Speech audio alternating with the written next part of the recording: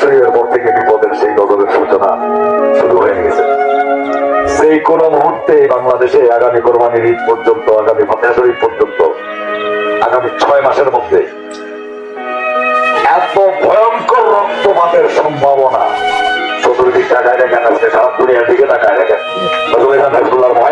যা বলছে, প্যালেস্টাইনের আক্রমণের কথা বলছে, সিরিয়ার কথা বলছে, যখন যা বলছে তাই ঘটেছে। মুসলমানদের অস্তিত্ব বিলীন হয়ে যাচ্ছে পৃথিবীতে। ইরানের কথা, মধ্যপ্রাচ্যের কথা বলেছে, আজকে সেই ঘটনা মধ্যপ্রাচ্যের উপরে চলতেছে। মুসলমানদের অস্তিত্ব থাকবে না সারা দুনিয়াতে। একমাত্র রক্ষা পাবে বিশ্ববলির বিশ্বাসী মরিদরা। আপনি বলবেন হুজুর আমার শাহাদাত আঙ্গুল লাগাইছে, আমার রক্ষা করবে না? রাসূলুল্লাহ তো শাহাদাত আঙ্গুল লাগাইছিল, মুনাফিক হয় নাই?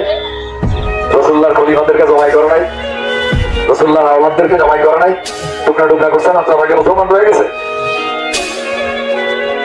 ওরা মুনাফিক জাহান্নামী হয়ে গেছে না? জাহান্নাম তাদের জন্য আঙ্গুল লাগাইলে বেঁচে যাবেন, মুড়ি দিলে বেঁচে যাবেন। কেবলাদান বলেছে, কেবলাদান মুরিদ করেছে যাকে পার্টি দিয়েছে। পীর মানবেন যাকে পার্টি মানবেন না। আপনি মুরিদ আছেন? পীর মানবেন, পীরের এক আওলাদ মানবেন, আর এক আওলাদ মানবেন না। আপনি মুরিদ আছেন? হ্যাঁ, সেই মুরিদ আগে কোরবানি দিয়া ফেলাবে, সেই মুরিদ আগে কোরবানি দিয়া ফেলাবে। বলে দিলাম, সাবধান হয়ে যান সবাই। সেই নাফরমানি আপনারা শুরু করেছেন।